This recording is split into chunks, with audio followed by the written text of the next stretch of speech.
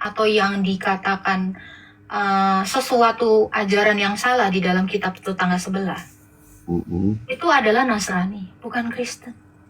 Tuhan orang sebelah tidak sedang mendebat iman kita, tetapi iman Nasrani.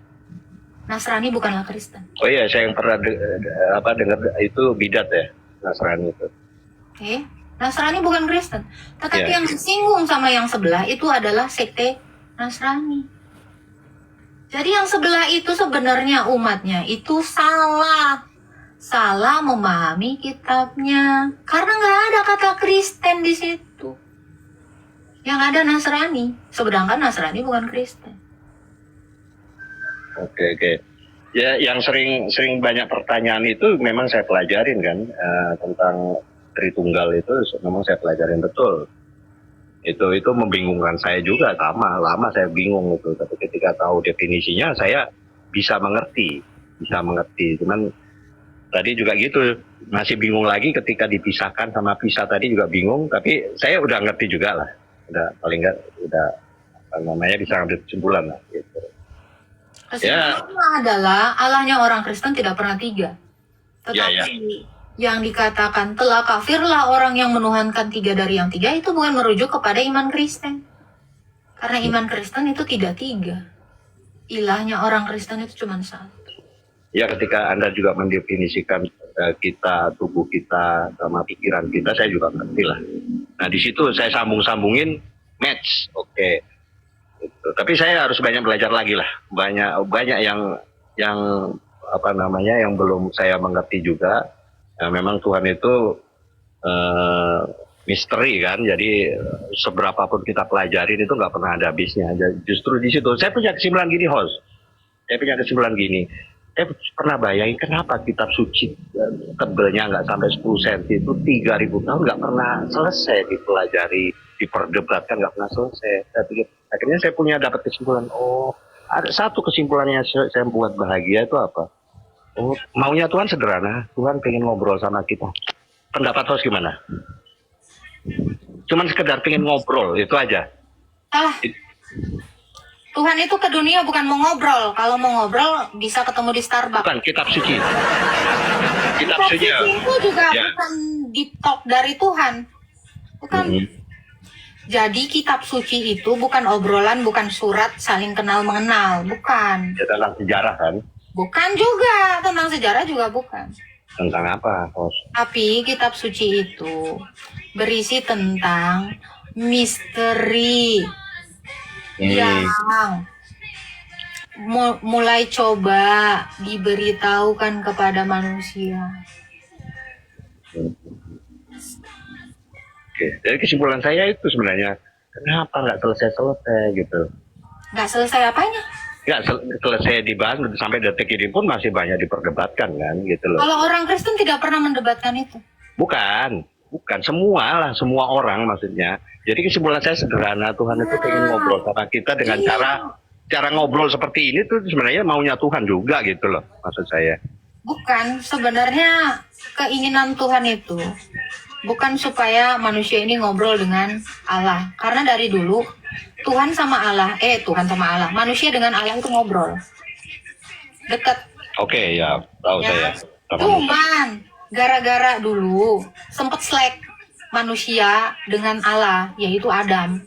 Nah, makanya ini coba lagi didekatkan.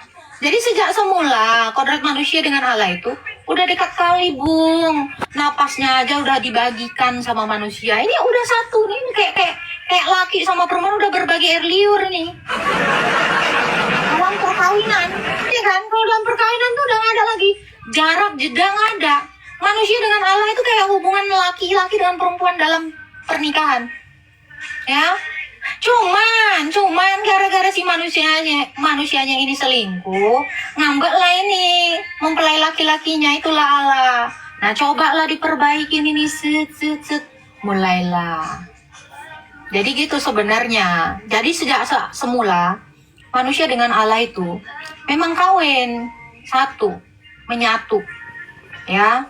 Cuman gara-gara selingkuh jadi terpisah. Ini lagi mencoba memperbaiki itu. Makanya kenapa Tuhan Yesus selalu mengumpamakan hal kerajaan sorga seumpama perkawinan. Ini bukan ngaco, bukan. Makanya kenapa kalau kamu baca dari mulai kitab Kejadian sampai ke Wahyu itu ngomongin kawin. Kawin, kawin, minggu depan aku kawin, pret, yang kawinin. Jadi kalau kamu lihat juga ya, demikianlah mereka tidak lagi menjadi dua, melainkan satu, dikawinin tuh Adam. Di Wahyu juga perjamuan kawin anak domba. Nah itu. Jadi sebenarnya apa ini kayak yang kita perbincangkan? Perbincangan tentang bagaimana mengembalikan hubungan manusia dengan Allah. Itu yang dilakukan Yesus 2000 tahun yang lalu. Lain lagi kan mode jawaban gua kan? Ini mode lain lagi. Yang penting esensinya sama. Makanya Yesus selalu menarasikan hal kerajaan surga itu seumpama perjamuan kawin. Seumpama mempelai laki-laki dengan perempuan. Selalu begitu. Karena yang mau diperbincangkan ini adalah menyatukan kembali manusia dengan Allah. Dalam perjamuan kawin anak domba. Itu sebenarnya Pak Bro. Oke, saya paham. Saya memang nggak mau membahas dogma ya. Kalau dogma itu debat kusir kan. Tapi saya coba berlogika. Apa yang Anda katakan itu saya logikakan semua. Saya coba sambung-sambungin gitu. Jangan disambung-sambungin. Nanti beda-beda. Yang hitam kau sambungin sama hitam. Nah, nanti kalau itu masih klop. Nanti kau sambungkan pula merah sama hitam kan dengan nyambung lagi nih. nanti kalau saya bingung, Pak. Satu benang merah yang sama. Kalau saya bingung kan saya nanya lagi gitu kan namanya belajar bro. Sebenarnya Bapak jangan nanya. Kalau bingung mau ala Pak. Itu saran saya Pak. Begitu kamu bingung, kamu sudah punya modal untuk mualaf. Dulu saya juga bingung masalah Tuhan 3 setelah saya tahu, saya mengerti. Nah itu satu kesimpulan. Kan nggak satu itu aja, banyak hal yang harus saya pelajarin kan gitu Pak. Bos. Gitu.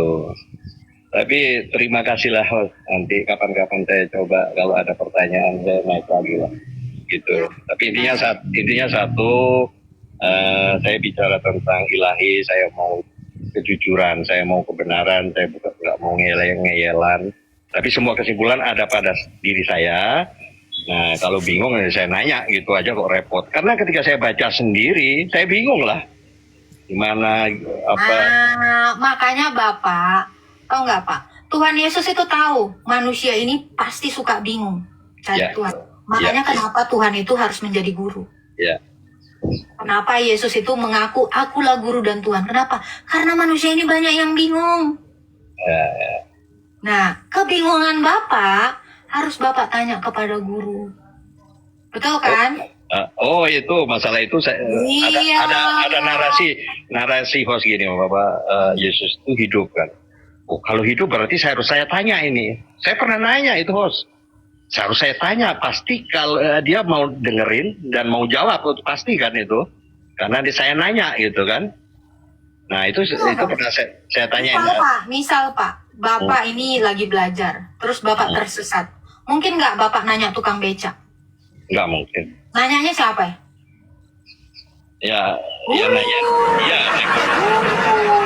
Jadi manusia itu hanya belajar dari Tuhan karena guru yang paling benar itu adalah Tuhan. Kalau mengaku Tuhan, dia gini. Kalau ada Tuhan mengaku, oh Tuhan itu mengajarkan begini, mengajarkan gini. Tuhan harus jadi manusia, harus jadi guru. Kalau mau mengaku mengajar. Ya.